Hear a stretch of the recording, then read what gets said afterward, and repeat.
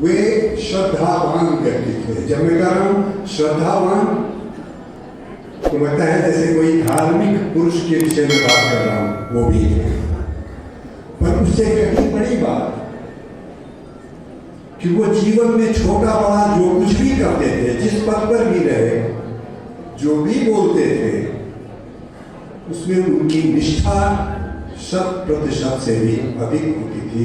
इस अर्थ में वो श्रद्धावान थे, और जो श्रद्धावान होता है वो ज्ञानी भी अवश्य होता है। श्रद्धावान होते हैं। दूसरा उनका गुण था विनय। विनय संस्कृत के लिए धातु से निकला शब्द है कि हम अपने को किस तरह समाज के, दुनिया जहान के उलझे रास्तों से निकाल कर ले चलते हैं, न कि सिर्फ वो जो हम उसका अर्थ जानते हैं विनय यानी विनम्र, यानी झुक कर बातें करने वाला। राजेंद्र बाबू विनम्र थे, अम्बुल थे, पर वो सही अर्थों में विनयी थे, जिन्होंने अपनी विद्या से ये गुण ग्रहण कर लिया था कि किस तरह समाज के उलझे मार्गों में अपने को बिना उलझाए हम अपना रास्ता बना सकते हो। और तीसरी बात उनकी योग्यता। योग्यता के विषय में 2 वर्ष पहले तक मैं कहीं एक जगह भाषण कर रहा था, तो मैंने कहा था कि सुनता आया हूं बचपन से कि examinee is better than the examiner. पर मुझे लगता है कि ये शायद किंवदंती है। वो अत्यंत मेधावी थे, और मेधावी लोगों के विषय में किंवदंतियां भी चल पड़ती हैं। पर अभी हाल में मुझे प्रमाण मिला है कि टाइम्स ऑफ इंडिया के आर्काइव्स में सुरक्षित है उस कॉपी की प्रति जिस पर परीक्षक ने लिखा था कि परीक्षा की परीक्षक से बेहतर है। इसे अब जो मैंने कहा कि मैं 3 बातें करूंगा, उसमें पहली बात सब कोई जानते हैं, फिर भी दोहराता हूं, पर उसमें 1-2 बात मुझे कहने योग्य रहेगी, इसलिए दोहरा रहा हूं। वो मेधावी छात्र थे, ये मैं कह चुका। क्या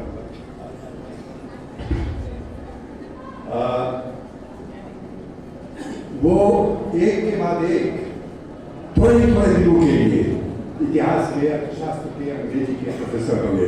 ये आज कल्पना से बाहर बात होगी। आज की जो व्यवस्था है उसमें हम सोच भी नहीं सकते हैं कि एक व्यक्ति 3 विषयों का प्रोफेसर रहा हो, और वो थे। वो लॉ के भी प्रोफेसर रहे थोड़े दिन कलकत्ता में। उसके बाद उन्होंने पटना हाईकोर्ट में वकालत शुरू की। ऐसे प्रतिभाशाली व्यक्ति जो अपनी प्रतिभा से किसी भी क्षेत्र में झंडे गाड़ सकते थे, वो थे राजेंद्र बाबू। फिर वो स्वतंत्रता सेनानी हुए, उसके बारे में भी बहुत कहना नहीं है। 1917 में गांधी जी से जुड़ते हैं, यह किसी को मालूम है।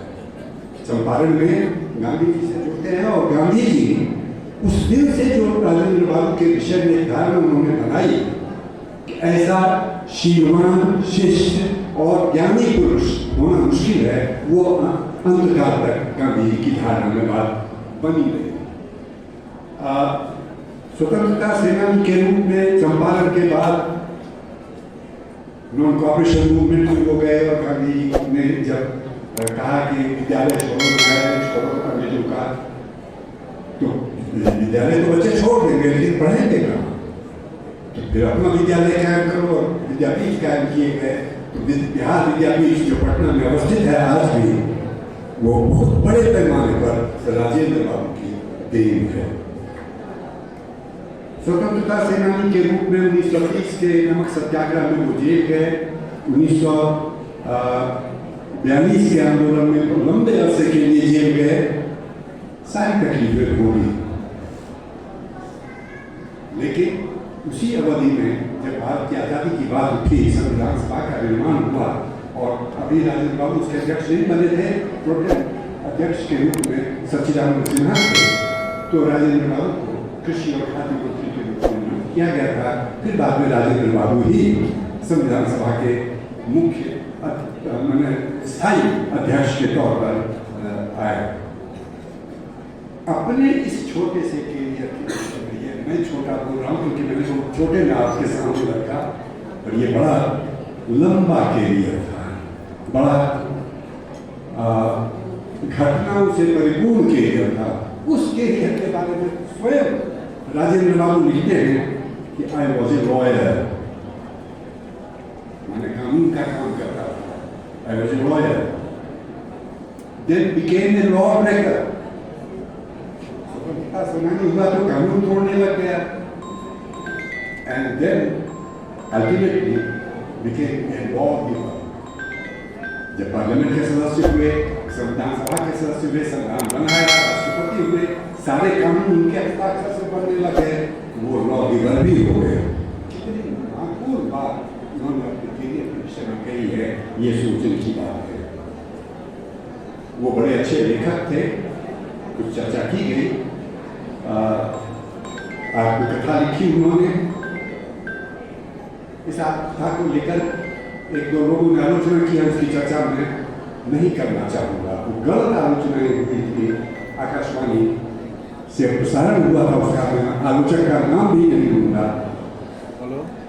क्योंकि इस आलोचना को मैं महात्मा गांधी के लिए सत्य के प्रयोग के बाद सबसे महत्वपूर्ण आत्मकथाओं में मानूंगा, क्योंकि इस आत्मकथा में वही सच्चाई झलकती है जो महात्मा गांधी के सत्य के मेरे प्रयोग में है। सत्य से एक क्षण भी इधर उधर नहीं होते हैं। फिर उन्होंने और भी चंपारण सत्याग्रह पर किताब लिखी, महात्मा गांधी के कदमों पर उन्हें किताब लिखी, इंडिया डिवाइडेड जिसकी चर्चा में श्रीवास्तव जी ने अपने भाषण में की, वो किताब लिखी, महात्मा गांधी एंड बिहार पर किताब लिखी। इस तरह से कई किताबें लिखकर राजेंद्र बाबू ने एक तरह से अपने समय के रिकॉर्ड को सबके समक्ष रख दिया। जैसा मैंने कहा कि अपने पूरे लेखन में वो महात्मा गांधी की तरह ईमानदार है, कहीं भी उनका ये आग्रह नहीं है कि मुझको समझो, उनका आग्रह है भारत दुनिया